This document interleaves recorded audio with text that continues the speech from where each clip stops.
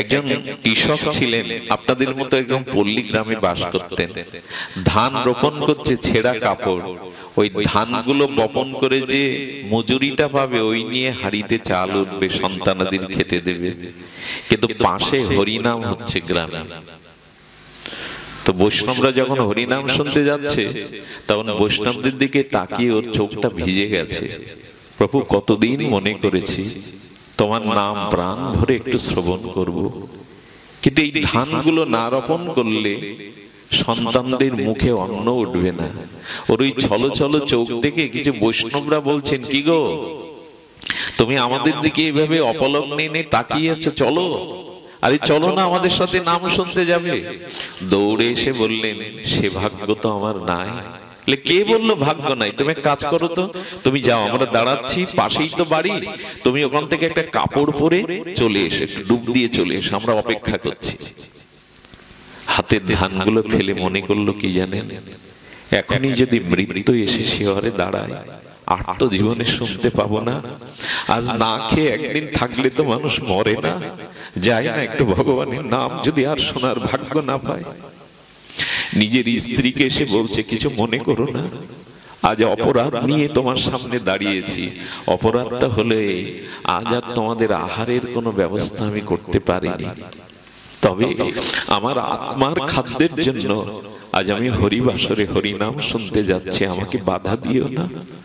আমার পুরানো যে কাপড়টা আছে, ধুতি কাপড়টা, ওটা দিয়ে দাও। স্নান করে যখন যাবে, স্ত্রী পেছন থেকে হাত এঁটে ধরেছে। এই জীবন যৌবন সুখ দুঃখ তো দুজনে ভাগ করে নিয়েছি, তুমি যদি যাবে আমাকে কেন ভাব রেখে যাবে? যাও না, আমাকেও নিয়ে যাও। শুনেছি স্বামী স্ত্রী মিলে একসাথে ভগবান ভজন করলে ভগবান অত্যন্ত প্রসন্ন হন। তুমি আমাকেও নাও না। কতদিন মনে করেছি একসাথে একটু ভজন করব, সে ভাগ্য তো হয়নি।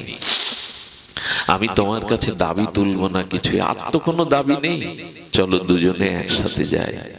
যখনই যাবে, মেয়েটা পরের বাড়ির কাজ করে, মেয়েটার বয়স 14 বছর। সত্য ঘটনা শুনুন। মেয়েটা দৌড়ে এসে বলছে, বাবা, মা, আমি শুনেছি তোমাদের কথা, আমাকেও সাথে নাও না। কার ঘরে দেবে, কার হাতে পড়বো? তারা হয়তো ভগবান বিদ্বেষী হবে, নাম বিদ্বেষী হবে। অনেক মেয়ের জীবনে এমনটা ঘটেছে, যেখানে সে পড়েছে বিয়ের পর, সেই পরিবেশ ভগবানের ভজনের অনুকূল পরিবেশ নাই। বাবা, সে হয়তো যেতে দেবে না, সে হয়তো কৃষ্ণমুখী হতে দেবে না, আমাকে নাও। মেয়ের ছেঁড়া জামার দিকে তাকিয়ে মা বলছেন, মারে, তোকে ভালো কোনো পোশাক কিনে দিতে পারিনি, ভালো স্কুলেও পড়াতে পারিনি, এই পোশাকে তো যাওয়া যায় না রে মা। তখন বলছেন, পাশের বাড়ির মেয়েটা, ওরা তো বড় লোক, ওদের বাড়ি থেকে চাইলে আমাকে একটা কাপড় ওরা ধার দেবে, মা একটুখানি দাঁড়াও। গরিব হলে একটা সমস্যা কি জানেন, কেউ আর তাকে কিছু বিশ্বাস করতে চায় না, কেউ দিতেও চায় না।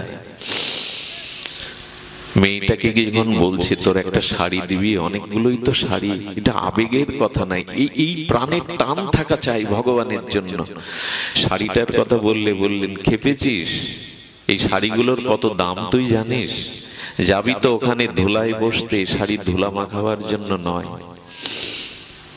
খুব ব্যথা নিয়ে চোখের জলে যখন ফিরে আসছে না, ওই বাড়ির কাজের যে মেয়েটা, সে গোপনে ডেকে বলছে, দিদি, ওরা আমাকে পুজোর সময় একটা কাপড় দিয়েছিল, আমি পরিনি, কিন্তু আজ আমার মনে হচ্ছে কাপড়টা কাজে লাগবে, তুমি নিয়ে যাও।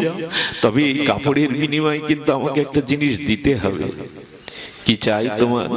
বলো, ওই কাপড়ে ওখানে সাধুগুরু বৈষ্ণবদের একটু পায়ের ধুলো এনে দিও। আমি তো যেতে পারি না, আমি এটা ওটা গায়ে মাখবো, মাথায় মাখবো, ওটা কিন্তু দিতে হবে আমার,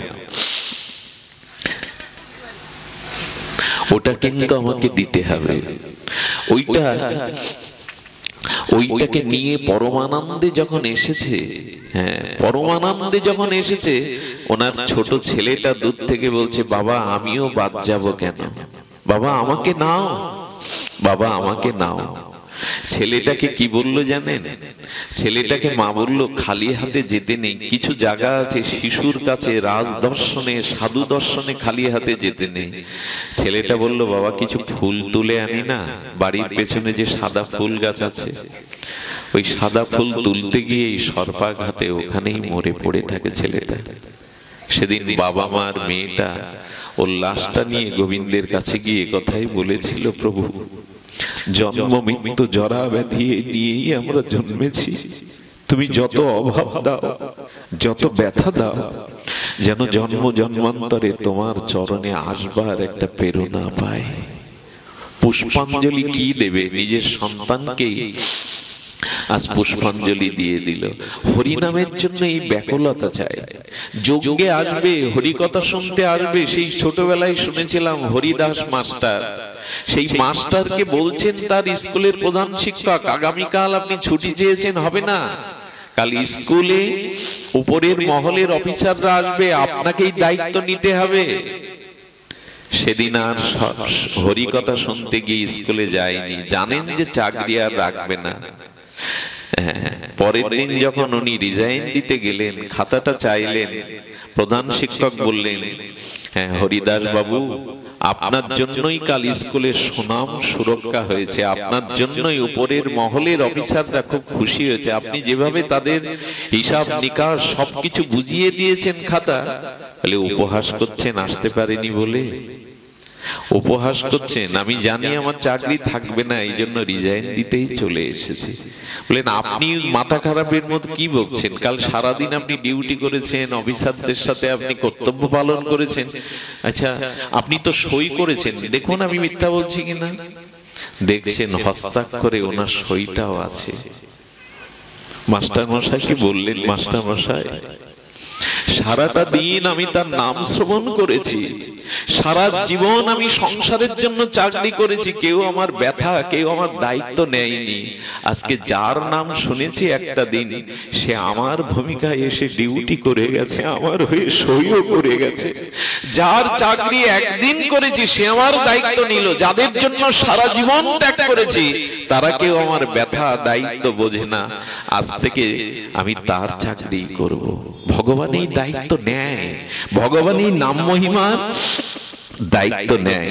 তাই হরিনামকে আশ্রয় করুন, ভগবানের নামকে সরলতা নিষ্কপটতে আশ্রয় করুন। এই হরিনাম আশ্রয় হলো এই যুগের সর্বশ্রেষ্ঠ সাধন। তপস্যা আমাদের জন্য নয়, যাগ যজ্ঞ আমরা কতখানি তপস্যা করতে পারবো, সাত্ত্বিকভাবে কতখানি যজ্ঞ করতে পারবো, কিন্তু হরিনাম যজ্ঞই শ্রেষ্ঠ যজ্ঞ। হরিনাম আরাধনা এই যুগের সর্বসহজতর সর্বোত্তম সাধন। সকল সাধন শক্তি হরিনামের মধ্যেই দিয়ে গেলেন। তাই মহাপ্রভুর বাণীতে বলবো এই বিশ্রামের বেলায়, শুনো মিশ্র কলিযুগে নাহি তপযোগ্য, যে জনা কৃষ্ণ ভজে তার মহাভাগ্য। অতএব গৃহে তুমি কৃষ্ণ ভজ গিয়া, খুঁটিনাটি পরিহরি একান্ত হইয়া, সাধ্য সাধন তত্ত্ব যা কিছু সম্বল, হরিনাম সংকীর্তনে মিলিবে সকল। আর কি বললেন? হরে কৃষ্ণ কৃষ্ণ কৃষ্ণ হরে হরে, হরে রাম রাম রাম হরে হরে। প্রভু কহে কহিলাম এই মহামন্ত্র, ইহা গিয়া জপসভা করিয়া নির্বন্ধ, ইয়া হইতে সর্বসিদ্ধি হইবে সবার, সর্বক্ষণ বলইতে বিধি নাই। আর ভজন মধ্যে শ্রেষ্ঠ নববিধা ভক্তি, কৃষ্ণ প্রেম কৃষ্ণ দিতে ধরে মহাশক্তি, তার মধ্যে সর্বশ্রেষ্ঠ নাম সংকীর্তন, নির অপরাধে লইলে নাম পাবে কৃষ্ণ প্রেমধন। আসুন নির অপরাধে আমরা সংকল্প করি ভগবানের নামের, এই সংকল্পই আমাদের দৃঢ় হোক, নামযজ্ঞ পূর্ণ হোক, সফল হোক। আপনাদের শুভকামনা, গোবিন্দের কৃপায় পূর্ণতা পাক।